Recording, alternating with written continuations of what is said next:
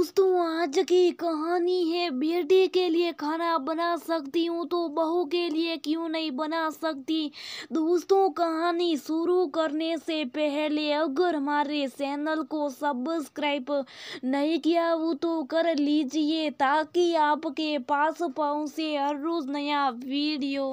अरे शीला, लगता है दिवाली की सफाई शुरू हो गई है। भाई, तुम्हारे घर पर तो राधा ताई ने शीला जी के घर में घुसते हुए बिखरे हुए सामान को देखकर राधा जी से कहा। शीला जी राधा जी को देखकर खुशी से मुस्कुराई और बोली, अरे हाँ राधा ताई, अब दिवाली के दिन ही कितने बचे, फिर दिवाली के और भी तो बाकी काम करने पड़ते हैं ना। दिवाली की सजावट, दिवाली के सामान की खरीदारी और नए नए पकवान भी तो बनाने पड़ते हैं ना। इसलिए दिवाली की सफाई में लगे अभी से ताकि दिवाली का सारा काम आराम से हो जाए। शीला जी ने चारपाई पर पड़े हुए सामान को थोड़ा सा हटाते हुए राधा ताई के लिए जगह बनाई और उनको बैठने के लिए बोला। राधा ताई चारपाई पर बैठते हुए बोला, रे शीला, तू तो रसोई में काम कर रही दिखती है, तेरे हाथों में आटा लगा हुआ है, तेरी बहू कहाँ गई। अरे ये दिवाली की साफ सफाई करना तो बहुओं के काम होते हैं ना। अब तेरी कोई उम्र थोड़ी है साफ सफाई करने की, तेरी बहू नजर नहीं आ रही और बहू के होते हुए तू रसोई में लगी हुई है। शीला जी हंसते हुए बोली, अरे राधा ताई, आप सच कह रही हो, मेरी उम्र नहीं रही अब ये साफ सफाई करने की। ये साफ सफाई मैंने मेरी बहू ने ही करी है। बेचारी सुबह से उठकर सबसे पहले सबके लिए चाय नाश्ता बनाकर सफाई के काम में लग जाती है।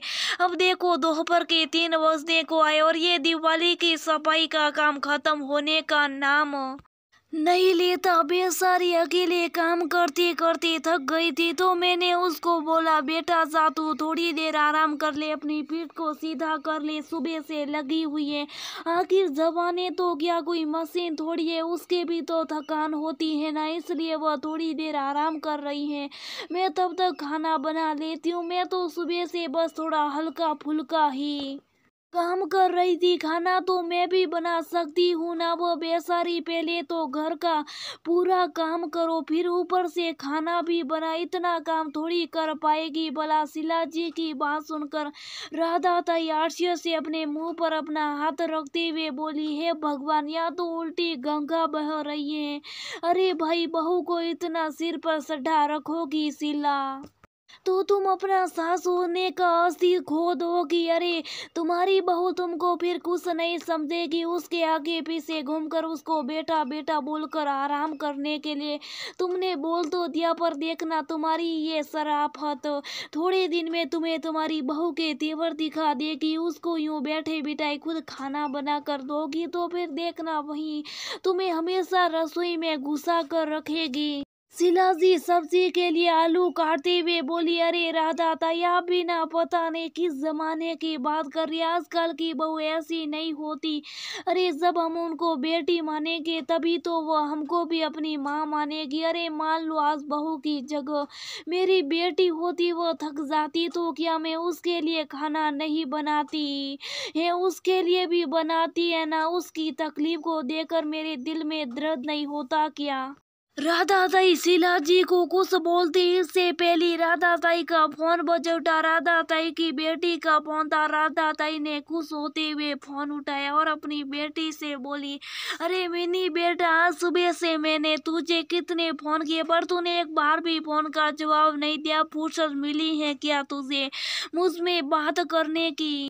उधर से राधा ताई की बेटी मिन्नी बोली, अरे माँ, अब क्या बताऊँ आपको, मेरे घर में दिवाली की सफाई शुरू हो गई है, 1 मिनट की भी फुर्सत नहीं है माँ। सारे दिन सक्रिय होकर घर की साफ सफाई से लेकर किचन तक का काम करते करते थक गई हूँ मैं। मेरी सास बेटी बेटी देखती रहती है, बस आदेश पर आदेश देती रहती है, कभी इसको ढंग से साफ पर कभी इसको ढंग से साफ कर, मेरी कमर ने जवाब दे दिया। माँ, काम करते करते फिर ऊपर से टाइम पर सब लोगों के लिए खाना भी बनाओ। मिन्नी का सवाल थोड़ा रुबासा हो गया था। माँ, कोई एक कप चाय का बना कर भी नहीं देता। इतना काम करने के बाद भी माना सासू माँ से अब साफ सफाई के काम नहीं होते, पर माँ रसोई में जाकर कुछ हल्का फुल्का खाना तो बना ही सकती है ना, और नहीं तो चाय तो बना सकती है ना, पर कुछ भी नहीं करती है वो तो।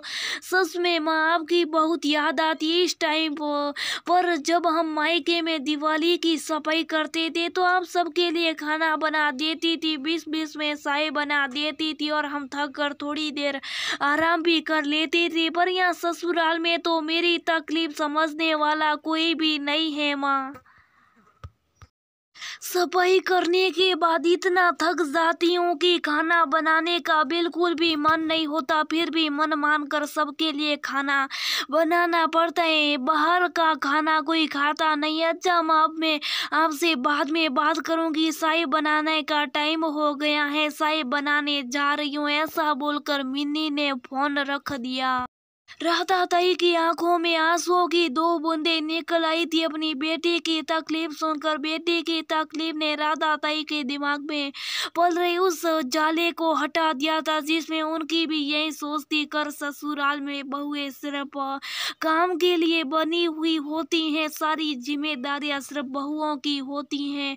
सास का बहू के सामने काम करना सास की तौहीन होता है। सास का सासपन कम हो जाता है जब वह बहू के सामने काम करती हैं, तो बहू को बेटी के जैसे रखने से वो नखरे दिखाने लगती हैं। आज राधा ताई को समझ में आ गया था कि जो काम हम बेटियों के लिए कर सकते हैं वो काम हम बहू के लिए भी कर सकते हैं।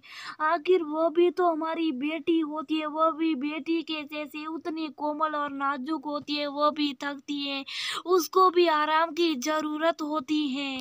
शिलाजी सब्जी सोकर आ गई थी। राधा ताई ने शिलाजी को बोला, तुम सच कहती हो शिला, बेटी और बहू में फर्क हमारी सोची करती। अरे जब हम उसको बेटी मानकर इज्जत देंगे तो वो हमारी इज्जत कम नहीं करेगी, बल्कि हमको और ज्यादा इज्जत देकर अपने दिल में बसा लेगी, वरना अपने मन के अंदर कड़वाइट भर कर बैठी रहेगी। माँ और सासू में फर्क करती रहेगी।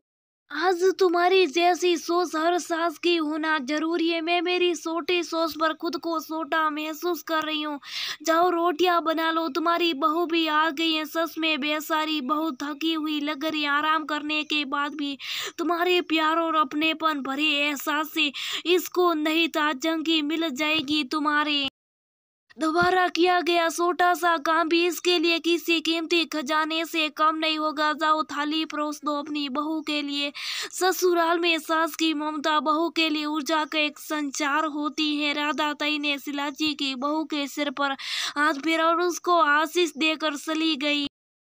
शिलाजी जल्दी से रसोई में गई और अपनी बहू के लिए खाना बनाकर थाली परोसने लगी। शिलाजी की बहू अपनी सास का अपने लिए इतना प्यार देखकर मन ही मन गदगद हो रही थी। जब हम बेटियों के लिए कोई भी काम करने से नहीं हिचकते तो फिर बहू के लिए क्यों पीछे हट जाते हैं।